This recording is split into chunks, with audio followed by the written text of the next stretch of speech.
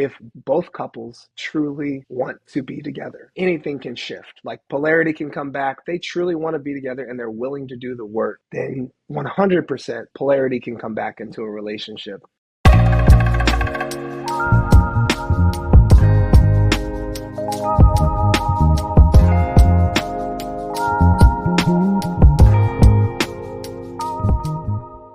So today's guest on the Bliss Republic podcast is Ivan James, a coach, writer, and speaker who helps men and women reclaim their power through truth, presence, and embodied leadership.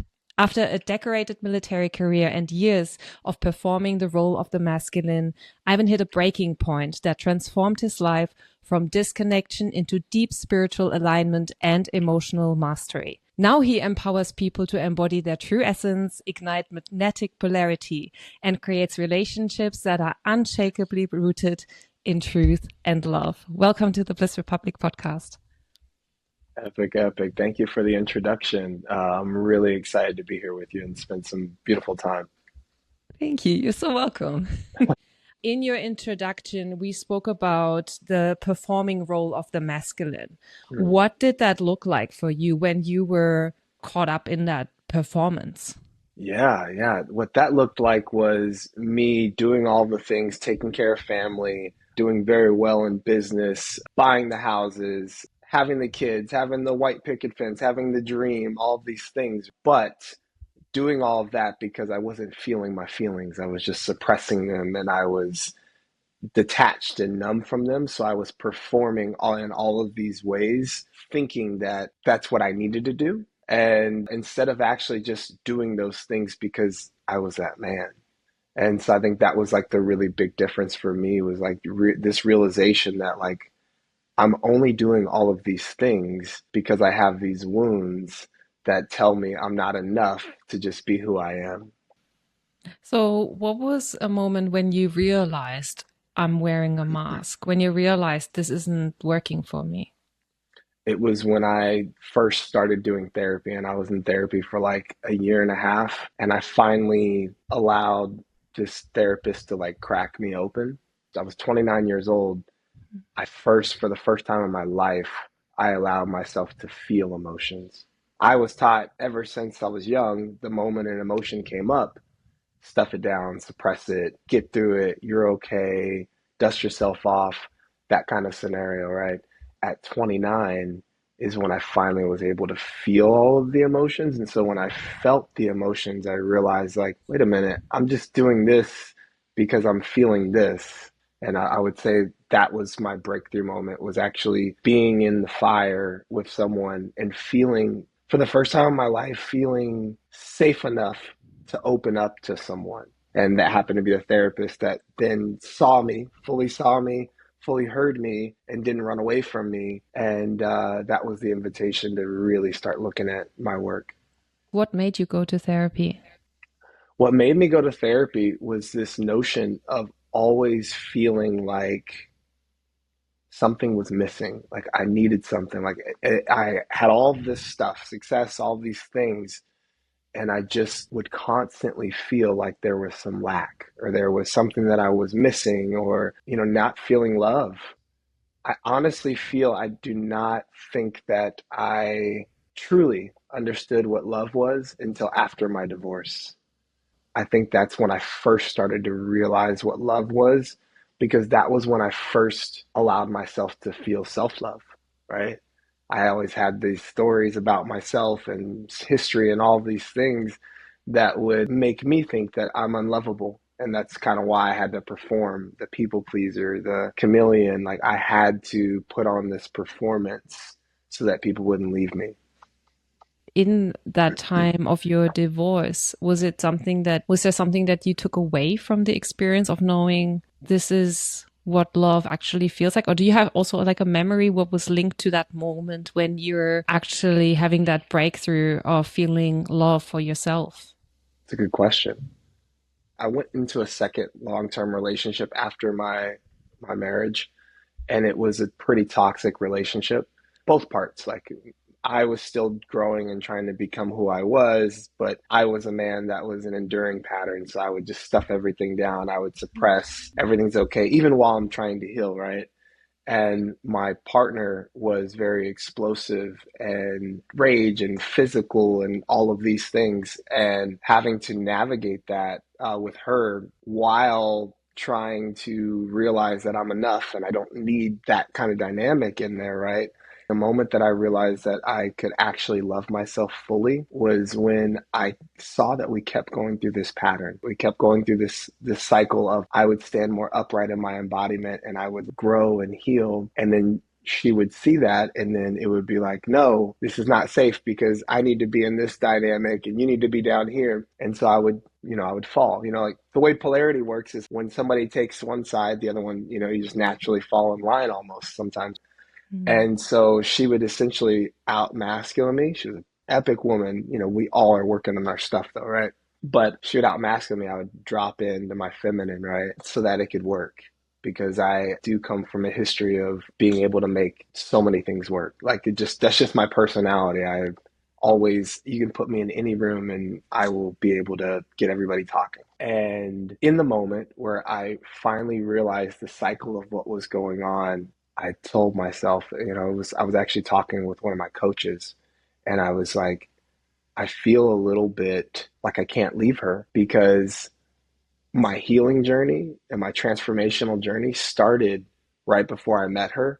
So I have a lot of anchored growth into thinking that that was with her. And he gave me the reflection. He's like, dude, you are an epic man. And I've seen you grow over the last year. And that isn't just tied to her. And you're worthy of so much more. You shouldn't be putting yourself through that. And that moment is where it was like, gave me that reflection. And I was like, wow, I am worthy of being in scenarios where like I am loved and like I don't have to keep performing or fixing. That was probably one of my biggest breakthroughs. Wow. Thanks for sharing. I want to dive a little bit into your time in the military. So when people hear military, they usually think of discipline, toughness, resilience. How did that serve you in both worlds when you were still in that role in the military and afterwards as well? Yeah, the military was very rigid and fall in line and all of those things. And most importantly, it made me more skillful in communicating with people that had the leverage over me. Or also leading from below. Like I'd have this leader that couldn't see the full picture and I'm down in the trenches and I can. And if I bring him like, there's this problem, can we fix it? Then it's a big thing. Or he doesn't want to listen to me, he or she doesn't want to listen to me. So I had to learn how to be skillful and to like bring them the solution in a way that made them feel like it was their solution. So I call it leading from below. So that was a very beautiful skill set I had to develop because growing up, my dad was in the military, so he was gone a lot, especially towards the end of my childhood. And so I developed amazing soft skills. My soft skills in the feminine side was raised with my mom. And so when I got into the military, there was definitely clashing because I was thinking of all these other lenses and different things to look at besides just taking care of the problem. And so earlier on, it was a little clash for me, but I learned how to skillfully navigate it and like just professional communication. Yeah, to a certain extent, I was very get it done, mission oriented, not purpose. That's a different, there's a difference. I was mission oriented, I was military, all those things. And it's why so many people in my life that have stuck with me for a while are like so amazed by the crazy transformation that I've been on from being like this military guy to like this guy that goes to sound baths and healings and like therapy and retreats and like that type of vibe, coaching. And the last thing I'll say is my dad was in the military. So having grown up in the military before I was 16 years old, I lived in 10 different states and 3 different countries. When I got into the military, I moved around as well, and I was in for 16 years. I've lived in so many places and I've met so many different types of people and been in so many types of environments. And I've learned so much because I'm really big on observing the room. It was something that I really had to lean into because, your podcast is kind of built around loneliness, right? I was the little kid that until I was 9 years old, nobody accepted me. because I was in like the South in America where there was still a little bit more a generation removed from like segregation and different stuff like that. So I would have like black classmates and white classmates, and here I am mixed. I don't blend in with anybody, right? So I would just be in the rooms and I would just, no one would accept me. So I just sat and I just observed. I just saw how everybody would act. And what it made me do is it turned me into a chameleon because I would have to go into a room and I'd be quiet for like a week or two whenever a new classroom or a new state, new community, right? And I would have to pay attention to everybody in the room. And then I would say, okay, this is the boy that I have to be accepted by everybody in this room. And so it worked out for me. I got really good at it. I got really, really good at it. But then when I hit 33, I finally realized I was like, because I developed that so strong instead of just me. So I think that's what the military, in a nutshell, I had to break away from that because it was all about the structure, and I had to break away and like step into who I was and find my purpose. And yeah. Mm. It's very safe to not be yourself. It is. There's one thing else I want to tell you about that, is I think this is important. Go You on. said the word safe. So the military was very safe because I always knew I was going to get paid. I never had to worry about money. I was always squared away. And it just, like I said, I was really safe. And I got to this point where I was in cyber, I was like in IT. And I got to this point where I was making good money and I knew I was like middle of the pack as far as like good people in cyber or IT.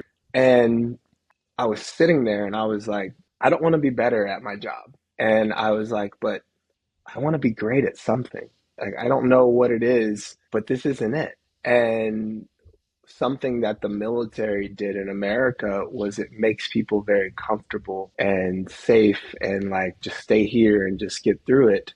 And I didn't want to be the man that went throughout my entire life, like not leaning into what I thought was why I was called to be here in this experience that we're in. I've seen a few posts where you have been bringing up the topic of purpose and how important it is for you to truly know that you are standing in your purpose. And there's a quote. Can I read it to you? Yeah. Yes, go for it. Go for I don't know if you've heard it, but it is a quote by George Bernard Shaw, it. Okay. and it's about purpose, I obviously. like it. Yeah, yeah, yeah.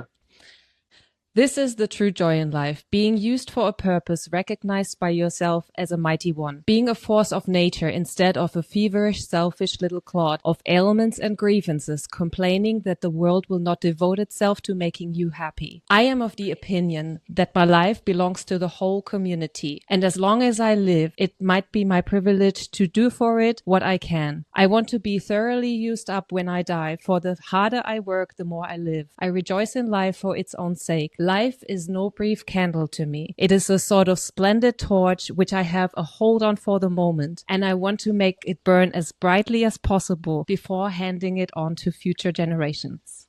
Mm, that's beautiful.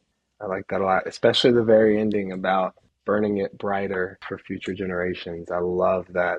That really dives into like why I do what I do. So that's epic to hear that. Thank you. Oh, you're so welcome.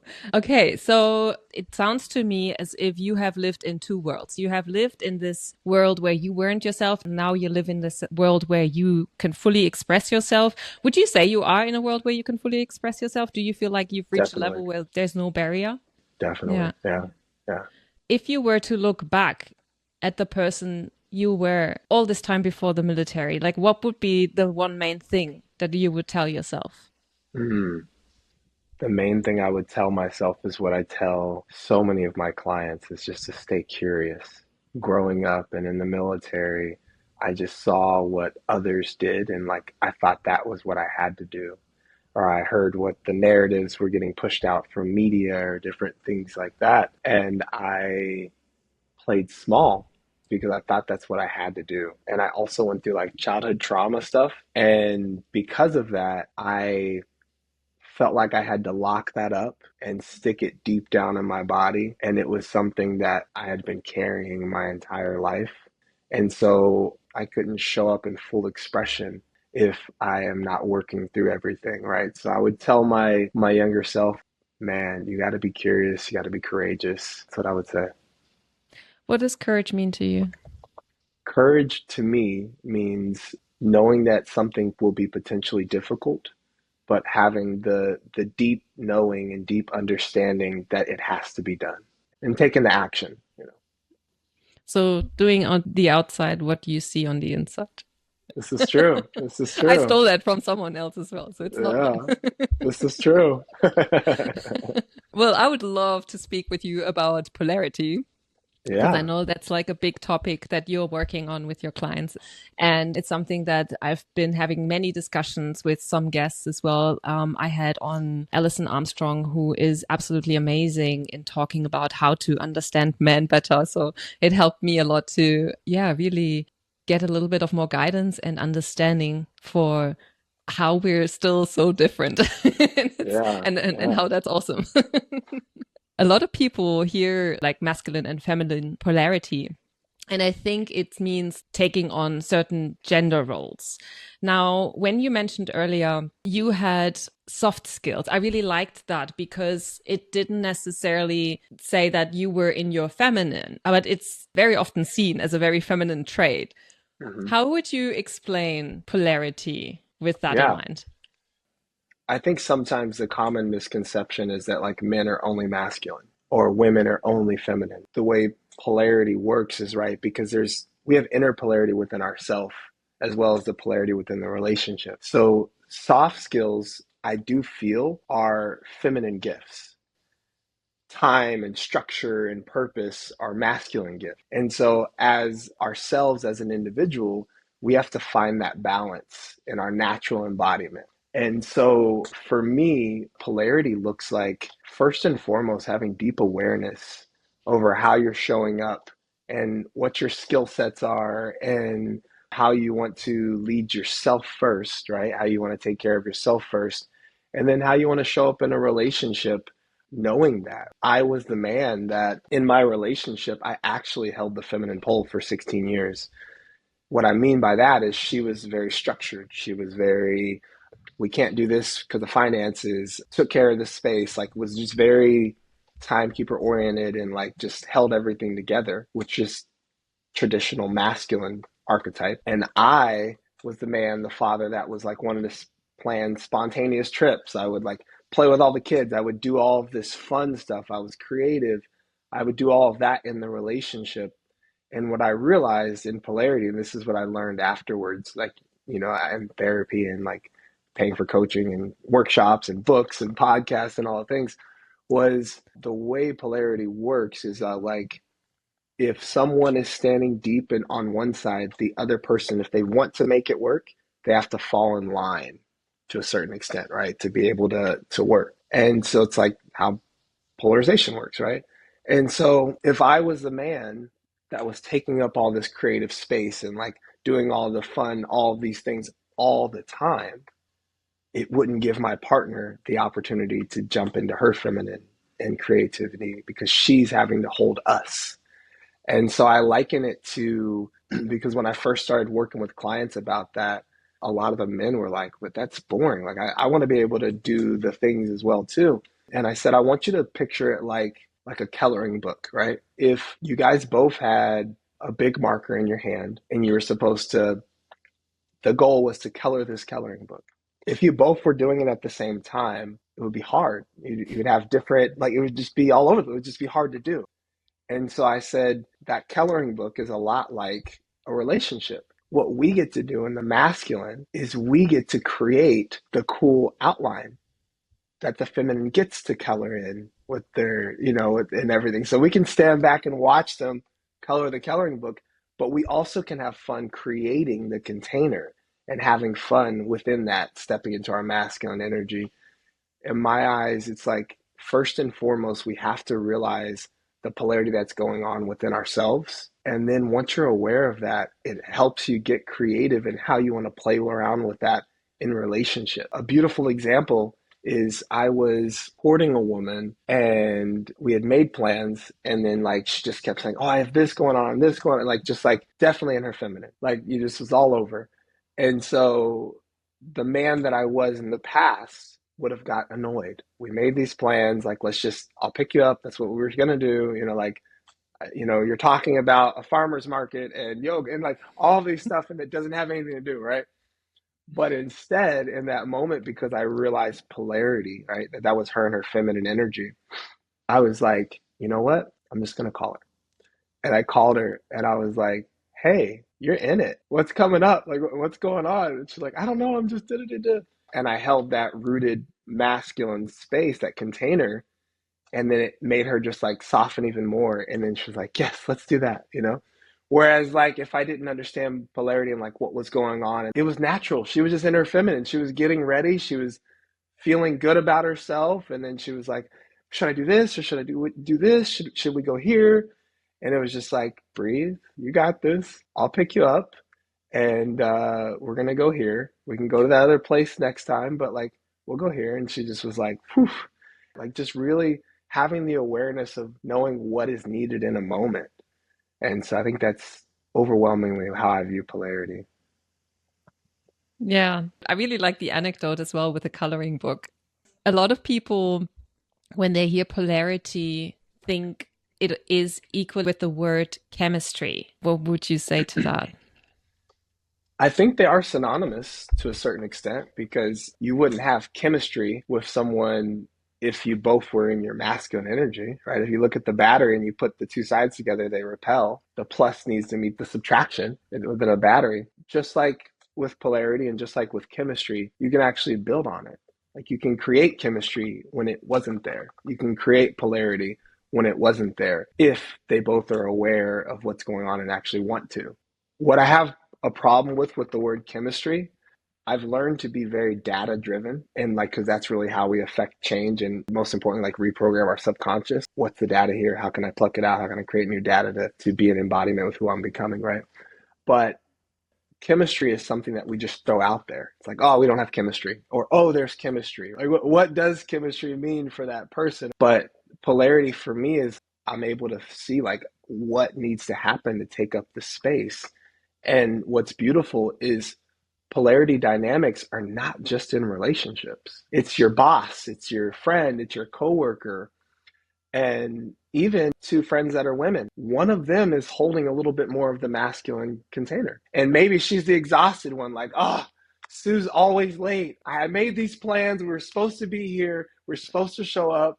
And Sue comes in, hair done, and like, sorry, I was late. That type of energy. And I like to tell people that like polarity is not just in a relationship or just within yourself, it's in all the ways you show up. And when you realize that you have this awareness and you're able to perceive what pole someone's holding up in a given moment, it becomes a superpower to a certain extent because you kind of understand what's needed in the moment. And what's beautiful is that you can lead from either end of the spectrum of polarity. There's beautiful ways for the feminine to lead a man in his masculine, beautiful ways for a man in his masculine to lead, so many beautiful ways to do that. And when you understand that and you kind of turn it into like almost like a game, like how creative can I get? And this is why when I work with clients, the first thing overarching is like getting all the way down to roots and figuring out limiting beliefs and like the marching orders that we've told ourselves. Because if you understand fully the technology that is how to use polarity in a relationship or in a friendship, and you're not rooted from like a grounded place, you don't actually have this beautiful foundation. Having looked at all your shadows and looked at all your work, it can be something that just helps you become a better performer instead of actually embodying that person that's able to do that. I think that's really important as far as like making sure that foundation of who you are is coming from a place of embodiment versus performance, because it is a beautiful technology that once you master it and learn it, it opens up so many doors in relationship and friendships and business and all the things. Yeah, that's really cool.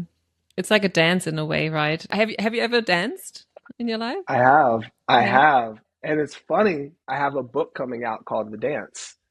And Tell me about it's it. so I have like a three-part book coming out. So the first book is called The Vase, and then the second book is called The Flower, and the third one is called The Dance. The first book, The Vase, is about standing deeper in masculine embodiment and becoming the frame, becoming the structure that can hold the flower, which is the feminine, so that she can bloom and blossom. Mm. And then the third book is called The Dance. And this is how I feel, is like this dance between masculine and feminine polarity. And I have a friend, I play basketball with him all the time. He was deployed and he was very lonely and depressed when he was deployed and was just in a really dark space. And one of his friends took him to a salsa dance lesson and he found salsa dance lessons and like it kind of saved him. And so he came back and became an instructor and like dances competitively now and all these things.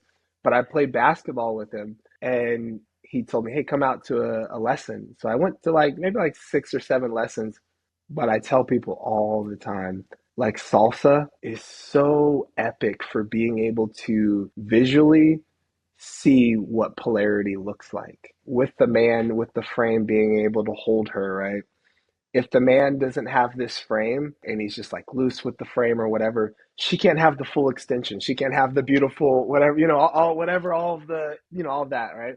And so I was just observing like these men that are experienced in the dance just have this powerful frame, and then the woman would just be able to do all of these things, right?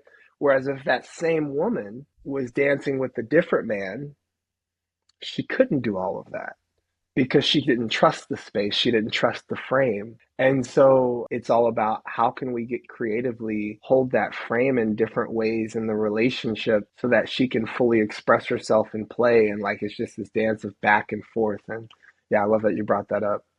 It's cool. I love that you had salsa lessons. That's fun. Yeah, yeah, it was epic.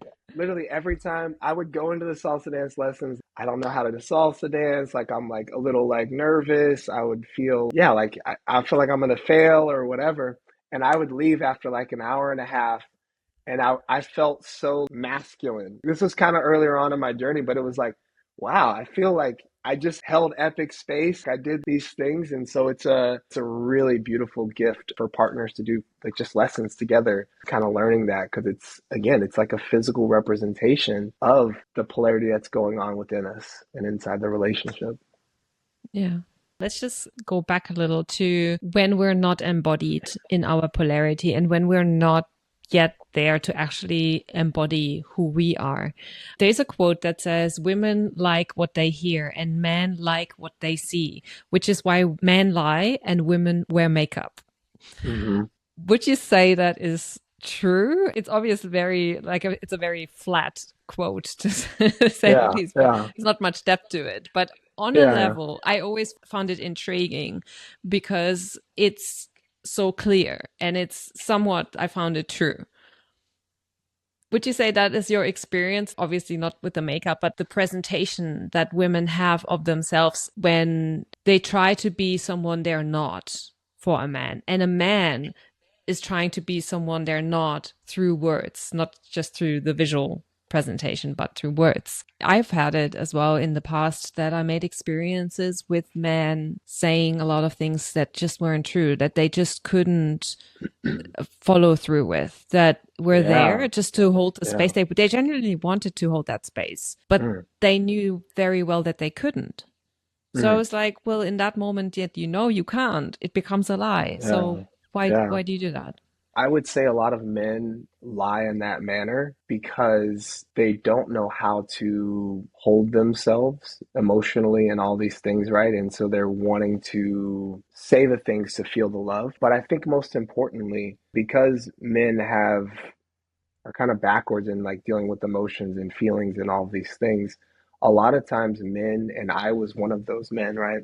I would make decisions and say things and tell my partner things when I was in an elevated frequency. So let's say we had just had physical intimacy, and in that morning, I was like, hey, I'm going to do this, babe. I'm going to do that because I feel like I'm this elevated state. And I had every intention to do the thing, But then Hello and welcome. If you are new to this space, I'm just coming here to check in quickly if you've already hit that subscribe button, because it's actually really difficult to create your own podcast. And every episode takes about 40 hours of editing. I do everything myself. There is no team behind me. I don't use much AI. And I handpick every guest myself. And they are very genuine to come onto my show. And I feel incredibly privileged. But what would help me even more is to know that I contribute value. And I can only know that by you subscribing to this channel, because I know that I can keep this thing going. Thank you so much. because also men carry a lot, like women do as well, right? All these things that we're having to track start coming into our space, and that frequency gets lower. And then maybe something that we promised that we said we were going to do, we lose sight of that, or we don't deliver on it completely because we're also tracking all these other things. And so it's why I tell people that we have to make sure that when we're making commitments to people, that we're in a grounded space, not this heightened frequency, not this low frequency, just in a place where, like, when you're operating in your natural embodiment, making the commitment from that place. And I think a lot of men do those things because they want to be liked, they want to be loved, they want all these things. And I think, honestly, in my experience, especially in my personal experience, I never wanted to have what I said become a lie, or to drop what I said. In that moment, I wholeheartedly believed, like, I'm going to do this for you, babe. Like, this is what I'm going to do. And I think it's just a lack of experience and a lack of awareness of what all needs to be tracked and what all you can show up for. That makes sense. Yeah. Which is why it's so important for us to know ourselves and, like, know what we need. Because as men, like everybody, men and women, we just want to love and be loved. Yeah. And so a lot of our scars come from, especially men, with suppressing and pushing down emotions and all of these things. When we feel an emotion from someone and we feel like there's a connection, and we're like, oh, wow, yeah, somebody sees me, right? Oftentimes we want to do whatever we can to hook that person if we're not in embodiment, right? To hook that person into staying with us and to not leave us, to hook them. And that's why we'll say the things, because we don't want them to leave us. We don't want them to leave us. We don't want to not feel, because oftentimes this is why I think women are so magical and powerful, especially earlier on in a couple's journey. Women have such a beautiful gift to helping men get into their bodies and to feel. And so a lot of times in a relationship, a woman will help them start to feel. And a lot of times for men, this is like their first time. They're like, whoa, what's going on here? I don't know what it is, but whatever I have to do, I am going to keep that. And it's like perform, perform, perform, overextend, people please, all of these things, because I haven't felt alive, but I feel alive right now in this moment, and I don't want it to go away. That feels so honest. Thank you. So you said that we have a lot of polarities inside of us as well, and especially for men. So you have this one side of, oh, I'm now starting to feel my emotions, and this is really cool, something new, and I feel alive. On the other side of that spectrum, you have, I also want to be strong, and I don't want to feel all this because I'm like scared and I don't want to be vulnerable. Women also feel afraid to make themselves vulnerable because it's a risk. Mm-hmm. How do men navigate that to finding homeostasis between those two? It's the realization that there's a dance within inside ourselves as well. We go back to that dance analogy of the man holding the frame. He's holding the frame, but he's also having to do the steps. He's also having to do a little bit of the extension. He's also having to do a little bit of this, right? And it's knowing that both are playing at the same time, right? And what needs to be worked on in a given moment. And it's just like awareness of what needs to be done in a given moment and what pole do you need to hold in that moment. And I think that looks like, especially like for women that are kind of afraid to soften into the feminine and to get more creative and all those things, it looks like developing a little bit more hard skills inside of yourself, meaning being able to hold yourself in ways to where you can show up in your feminine no matter where you're at, who you're around, just because you know you got you. That feminine energy is a gift, and not every person has access to that gift. So you can still be in your feminine energy flowing and yummy because you are safe within yourself. And then you can give little invitations for your partner to witness you in your feminine energy. Don't just throw everything at him. Like, don't, figuratively and literally, right? Mm. Don't just throw all of your feminine energy, right? Give him a little bit, see how he handles it, see if he sees you, if he has you, you don't get dropped, right? And that's kind of how you build it within a relationship. But I think overwhelmingly, I mean, we all know that woman that she might be single or in a relationship or whatever, but she walks into the room and she's just dripping with feminine energy, and the whole room notices her. She doesn't even have to be the most attractive, the best dressed, but she just walks into the room, and that her presence is felt, right? And I have a judgment that that woman has held herself so powerfully that she's like, this is me. This is my embodiment. This is how I'm going to flow in the world, right? The moment we realize how to work on ourselves in that manner, then we can start showing up fully. For the man, it's like, okay, how can I learn to express myself? How can I learn how to do all of these things that are more soft skill, feminine energy related, that don't make me just stuff everything down. And then we get to a point where we finally have had enough. Maybe there's the one breakthrough in business, or something happens in business or in family or whatever. And then we just like disappear for like 2 weeks at a time, like in this like stuffed down place. Or maybe we start numbing. And that's why I think men are really big with alcoholism and like all these things. It's like our soft skill is being able to feel our emotions and being able to express them. A lot of men, instead of developing that, because we're not taught that, right? When we start to feel emotions, it's like, ooh, wait a minute, this is a little too strong. Let me go do drugs. Let me go do alcohol. Let me go throw myself into business. Let me go perform so I don't have to feel, which again, it's out of whack. You're not in balance. And so I think it's being able to make ourselves be this fully functional cycle of what do I need in this moment? What does Ivan need in this moment to show up in embodiment? Do I need to use some more soft skills or hard skills? What do I need in this moment? And so I think that's a beautiful dance that both men and women have within ourselves to step in a deeper embodiment. And unless you are flowing in that embodiment within yourself, you're performing love. Like I don't feel you're actually fully giving the love, because if you're not in alignment, that means something's out of whack. It means some of your actions are being done because you need something, because there's some kind of hook. The sooner we can get rid of all the hooks and like understand who we are and have this awareness, the more likely you can actually embody love versus performing love. That is so true. I was that woman who was like wanting to give love, and then I was like, why is nothing coming back? I was like, well, this is not how it works. I was like, okay. Exactly. Yeah. Wow. You just Mm, love because you love. You just love exactly. because you love love. And like that's how you want to show up in the world. And if it comes back, it comes back. But because you love love, you're just gonna pour it out there. That's what I do. Yeah, that's beautiful. So for a couple, let's say, because I know you're also working with couples, how can couples restore polarity if like they had, let's say, years of stress, parenting, unresolved conflict that they've just kept and not resolved?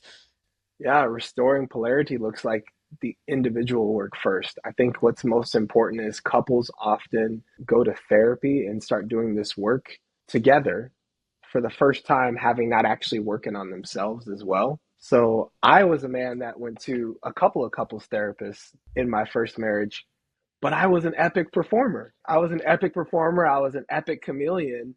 I would win over the therapist every single time. And because I wasn't having to do my work, I was focusing on my partner. And I think that what happens often is that when we come to therapy or we come to this growth or healing with a partner, we learn a little bit and then we see where we're doing good. When we see our partner's gaps, then sometimes we fixate on that. We fixate on our partner's gaps and then we stop doing our work. And so, what I would say overwhelmingly for the couple that is struggling, that is wanting to regain polarity, that's wanting to get back on track, overwhelmingly, you have to do your individual work. Because if you're not doing your individual work, chances are whatever you're doing is just performance. And it's why the couple will work together and They'll come up with a plan and they'll do these things, and maybe the man will perform it for 2 months. And then, sure enough, he falls down and he doesn't do it right. It's because he's doing it from this place of performance. And when you're performing and you're not actually in an embodiment, there will always come a point where you'll burn out or where you just overextended or whatever, because you're doing it out of alignment with yourself. Same thing with the woman. Like if she's performing feminine energy and all these things, and she's just standing in this yoga pose of needing to perform feminine energy, and she has this hook of, I'm going to keep performing energy as long as he has the masculine structure and provision. Then when he doesn't stand up and he doesn't upright and he doesn't stand in that masculine embodiment, there comes a time where she'll just stop being in her feminine energy and she'll go back to the unsafetyness and the fight or flight mode that she's probably in, because she knows that it's not safe to be in her feminine energy because she was performing it. She didn't develop the skills within herself to just embody feminine energy and invite him along for the ride. And if he comes, he comes. If he doesn't, then the lesson has been learned and the relationship isn't lost. It's just ran its course. And so I think that is really important, is both of you guys doing your work. And I'm a man that if both couples, they truly want to be together, anything can shift. Like polarity can come back. They truly want to be together and they're willing to do the work, then 100% polarity can come back into a relationship. Because again, it's just about having the awareness of what all is going on. Where am I performing? Where are my gaps? Where are my shadows? Why am I doing this? Oh, I'm afraid of intimacy. I'm afraid of conflict. There's a saying that I have. It's called acting as if. And this saying ruined so much intimacy that I could have had in relationships or in friendships and work, all the things. And it's this concept of watching the room, reading the room, seeing your partner, seeing her frustration, seeing something, and then creating a story in your head about why they're frustrated or what's going on, and then acting as if that story you just created is true. So that's why the partner comes in and she looks upset or frustrated. And in that moment, she just wants to be seen and heard. She wants to be acknowledged that what's going on, and she wants to be able to express it and to tell you. Whereas me, as the man in this acting as if mentality, I would see she's sad. I'd be like, okay, I need to do something to make her not sad. Like, let me do this or let me do that. And what it does is it robbed both of us of that intimacy of leaning in and saying, hey, I'm noticing that you're moving a little differently in the space. What's going on? That right there is what she needed. She didn't need the performance. She didn't need you to remember to, oh, I need to go do the dishes and I need to do all of this. She just needed you to see her in that moment. So the moment you can stop acting as if you think you know what's going on and just lean into your partner, embrace the conflict, that's where the intimacy is created. Wow, that is such a golden nugget right there. That is awesome. I love that. I do that myself, like even with my parents sometimes, or like other relationships in my life where we think we know it. We think we've got them figured out instead of staying curious and really saying, no, I don't know. Maybe I have to get to know them even in this moment all over again. Who knows? And here's the thing, even if you know, like even if you are true, this is what would mess me up. I would 100% know what was going on. Like 100% knew what was going on. And instead of at least letting her know that I knew what was going on or asking her about it, I would look for the solution. It's like, even if you do know what's going on, she still wants to know that you know what's going on. Yeah. So that's where communication is key. Mm-hmm. Indeed.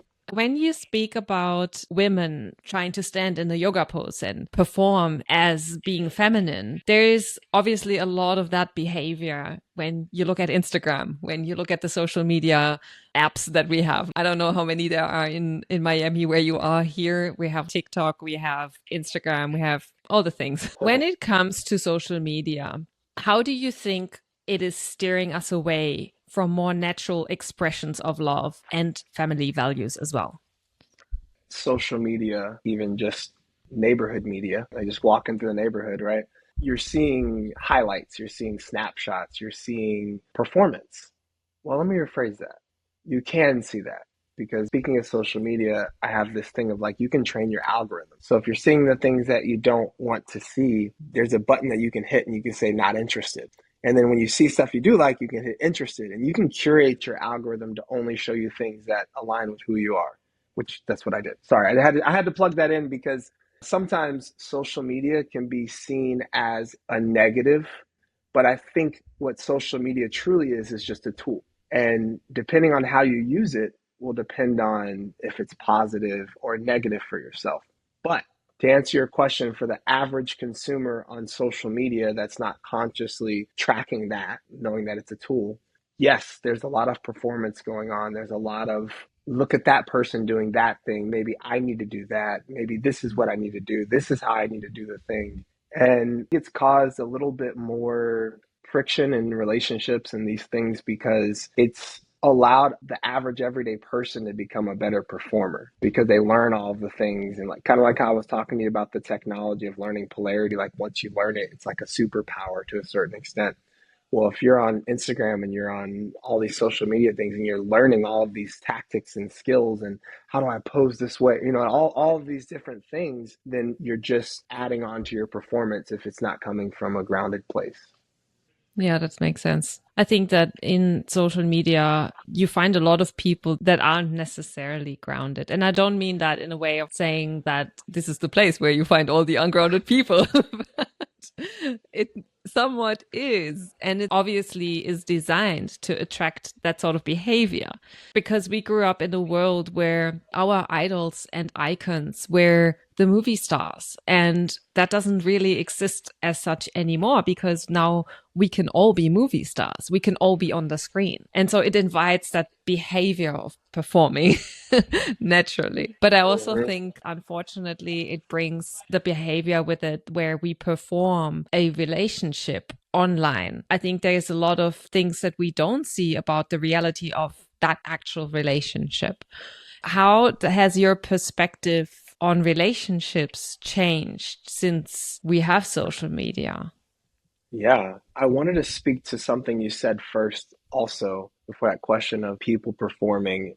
I had the opportunity to be around a lot of coaches and a lot of thought leaders in the space that are big in social media. And I got to see them move behind the scenes when they're not performing on social media. And I honestly was let down a little bit, kind of like seeing your idol and like you worked them up this whole time and then you see them and you're like, oh, oh, that's how it is. I have this mindset in terms to my social media creation where anything that I put out is just organically who I am and what's alive for me in that moment. For instance, when I first started social media, I would see people doing like weird, funny dances and all of these things, and I'd be like, I would never, ever dance and like for some whatever. And that's how I felt, where I knew people that would do that for the likes and for the comments. Then I came full circle. There was this one time I was on the elevator and a song came on and I just recorded myself and I was dancing. And I ended up putting it up in the story and I was sitting on myself and like, why did I do that? I said I wouldn't do that. And it was like, well, I wasn't a man that would dance back then. I am a man that when I feel joy, I'll do something goofy or like, that's who I am. Oftentimes, people on social media, they want to perform because they want the attention, they want the hook that comes with being the movie star, like you're talking about, right? They form in a manner of which they're wanting to get the attention instead of just being who they are. And I've learned that the more authentic, the more real, the more just this is me you are, the more traction you'll actually get because people can see that. We can Mm. see that. Maybe earlier on in social media, people could do the performing and people would be like, oh man, all these things. But now people can see what's real and what isn't real when they've been doing their work. And so I think for me, it's just how can I just document my life? I'm not trying to perform or give you a highlight. How can I just document what's going on in my life and share that with you? That paralleled my relationship, my first relationship, because I was a man that did not do the everyday little things like seeing her, making her feel heard, in those moments and like creating that type of intimacy. But I was the man that would set up the epic surprise birthday party with like 20 of her friends that she hadn't talked to in a year or so, or like I would make this beautiful post or I would give these beautiful gifts and like write love letters every now and then. I would do all of these performative things. So on the outside, all of our friends and family, they thought I was this epic man. And I was an epic man, but I wasn't, I had gaps, right? Like we all have gaps. And so that is how I lived my marriage. And I saw how that turned out for me. I saw the lack of intimacy, the lack of truth, the lack of integrity. I then realized, well, like, I don't want to do that in social media because it'll have the same thing, it'll have the same effect. And so it was like, no, I just want to be as real as possible in me. If it works, it works. If not, it doesn't, but like, that's me. And Mm. so that's why anytime I post something, I have this mindset of like, this is my honest, true expression, and this is it. And I have this mindset that if just one person views it, not even likes it, but if just one person views the post, then it was a message that needed to be sent. Mm. If it's coming from this beautiful place, that type of energy. And whereas before, I wouldn't have been able to do that because I would have been stuck more in performative and like, that's the cool hands in the mud, dirty, like ins and outs that actually is, I feel, true love. So that's what I Mm. would say. Wow, very insightful. When it comes to social media and your work and polarity, what are like the biggest myths that you have seen online? With a passion, I don't like this notion of this twin flame movement because I hate how the media and just life, society romanticizes this you complete me version, right? And if somebody does in fact complete you, then you're not whole. Then there's something off. Then there's something that you're not integrated into who you are as well as them. I wholeheartedly believe that we have to be fully functional within ourselves, in love with ourselves, just like good within ourselves before we can call in a relationship or a partner. Because if we call in a partner or a relationship when we're not in full embodiment with ourselves, there's some hook playing, whether it's conscious and you know it, or Mm. it's subconscious and it's playing in the background. That's really big. Then also you hear the like toxic masculinity. I think there are men that are toxic 100%, but masculinity in its core is not toxic. So there are men that are performing, they're performing in their masculine energy. They think they're masculine, but they're actually in this little boy energy and they're actually lashing out and all of these things. I view toxic masculinity as not really a thing. I view it as like that's a term that people give to a man that is not in an embodiment and he's not actually in masculine energy. He's in leaky shadow side of that type of vibe. He's performing some masculine stuff to a certain extent, but I think that it gives masculinity a bad rep and it also gives those men an out because they're like, oh, you just think I'm toxic masculinity. It's like, no, no, no, no, no. That wasn't masculinity, dude. That's your shadow, that you're actually in reactive, feminine, expressive energy from Mm. your woundedness. That's not that. If we're able to clearly define it and clearly diagnose what's really going on with that person instead of just slapping a label on it that says toxic masculinity, it doesn't give him the mirror that he needs to get out of that reactive embodiment that he's in that is not masculinity. Another thing that's alive for me, seeing women that are in rage and staying there. And what I mean by that is rage within women is 100% valid. There's been so much stacked against you guys for forever and still is in this moment.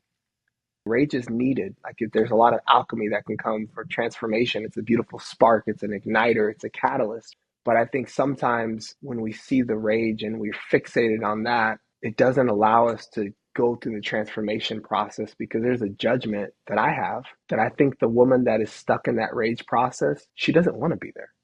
She doesn't want to be there at all. She wants to move through the process. She wants to transform and she hasn't met the right teacher or she hasn't been given the deeper invitation to move through it. And again, this is not from a place of saying feminine rage is not warranted and valid and all the things because it is. It is. And it's one of those things where it's like, okay, now how can I use that as my fire to transform into the person that I'm becoming? Mm. There's another quote. Today I'm full of quotes. I don't know.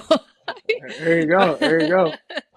It says like a woman has this fire and she can either decide to use it to burn down the house or to prepare a meal. Yeah. Yeah. It's this rage, and I had to get through rage Yeah. in my healing journey. And And sometimes you have to burn the house down.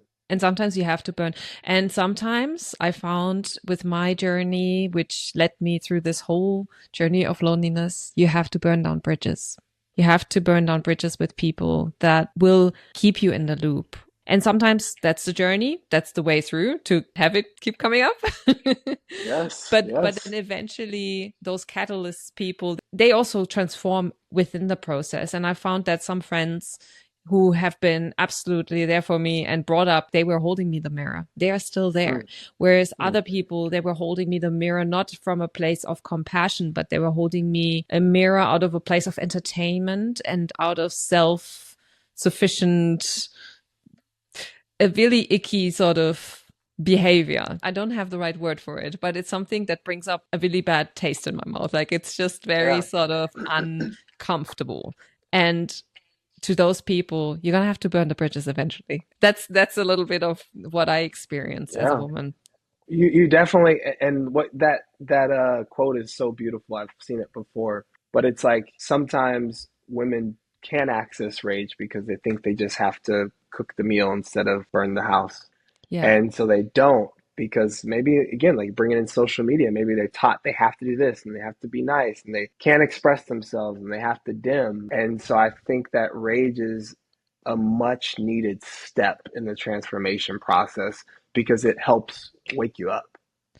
And I believe also, which is something that Alison Armstrong, who was on my podcast, made me aware of, and I didn't know that before, is that men always assume that women are like men who don't have things under control, and women always assume that men are like women who are misbehaving. And so, with this perception in mind, because men try to hold it all together because of the testosterone, their emotions are just so explosive. And so, when they see a woman getting into her rage, men get fearful of that because they think it's just the tip of the iceberg and there's this whole other thing that's about to go down. And Yeah, I that's like not that. the case. And I think it's really cool to clarify for men to know that when she's in her rage, that's it. That's all there is. Like this is the iceberg. This is the whole thing. Yeah, yeah. And you brought up men like stuffing stuff down, right, as well, right? It's very valid to point out that rage is not always outwardly expressive.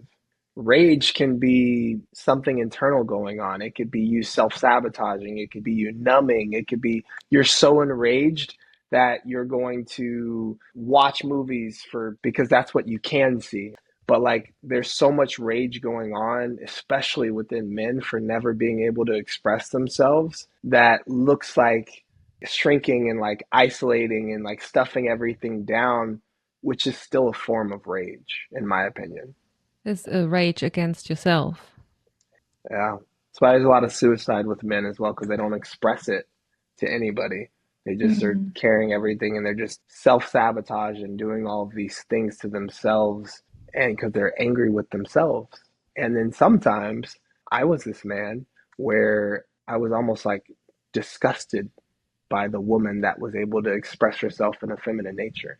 But it was because I never felt like I could express myself. So whenever I saw someone else expressing themselves, in my head, it's like, why do you feel like you can express yourself when I can't even do that? I was wondering, would that be shame? Would that be guilt? What was the connected emotion to that? There's shame, there's guilt, there's fear. It really just depends on your story and like what's happened to you throughout your life. What is the marching orders that you received as that little boy, as that little girl? And then whatever those marching orders are attached to an emotion. But to just say it's just shame wouldn't do it justice. It could be all kind of things. So having realized that, I learned that I taught my daughters how to perform because I'm sure you've seen this where it's like the kid will fall down and there's this moment where the little kid falls down and they lock eyes with the parent. And if the parent like, then the kid will be like, but if the parent's like, you got this, you're good, then they'll be like, okay, right? So I taught my kids like to always hold it in and you got this, you're fine. So how she, now, like I'm thinking of my oldest in particular, she performs. So if she's angry or something like that, she'll just perform so she can get somebody saying, wow, you're holding a lot. You're doing such a good job holding it in. So that might be why. So you might hold it in, or you might suppress because it was celebrated. Or you might hold it in and suppress because you didn't feel safe. You tried to express, maybe you're the little girl that's playing dress up and walks into the living room, and her father has beer in his hand and he's watching a movie, and she walks in and he's like, get out of here. I'm watching a movie. Go to your room. She just was in her feminine energy expressing. And then that's a micro little cut. Like, it's not like a big T trauma, right? But it's something that over time, if she keeps learning that message of she's not safe to show up, she's going to stay in that room, and she's going to be in the closet, and she's going to be by herself instead of being able to fully express herself. Yeah, that's exactly how it happens, I guess. Yeah. So many things to uncover there. Well, we've been going for quite a while, and We have. I'd like to come to the final question that I ask every guest on my podcast. What's the most important thing that you have learned about love in your life? The most important thing that I've learned about love in my life is that until you love yourself, you can't truly love another person. And like, just letting that land. Until you truly love yourself, then you don't know love. You have an idea of love, you're trying to perform it, but if you don't know it inside of your own body, then you don't know what it means to be able to give someone else love from a clean state. Thank you so much. You're welcome. You're welcome. Well, if people want to know more about your work, how can they connect with you? Yeah, the best way is to just jam out. Like, just hit me up on Instagram at Ivan Heals. Yeah, just open a conversation, look at some of my content. I'm a very organic, let's have a conversation type of guy. And yeah, I think that's the best way to get a hold of me. And wow, thank you for this epic conversation. This was beautiful. Thank I you. knew I was keen. I knew I was keen to get on this podcast. Well, I'm glad. Thank you so much for Yeah, joining. definitely. Hey, before you skip, if you're craving real conversations cutting through the noise like a truth blade, the Bliss Republic podcast is where we drop the masks, unpack the human experience, and explore the deep stuff like connection, courage, grief, authenticity, alignment, and yeah, the messiness too. But here's the truth. Each episode is hand-built by me. No team, no editing crew, and no ChatGPT. Just me, a microphone, and about 40 hours of sweat, soul, and realness. So if that resonates, if you want content made with actual intention and not just an algorithm, then please subscribe to the Bliss Republic podcast. It's free, it's real, and every subscriber helps me keeping this wild thing going. Hit that subscribe button below so I can see you for more episodes.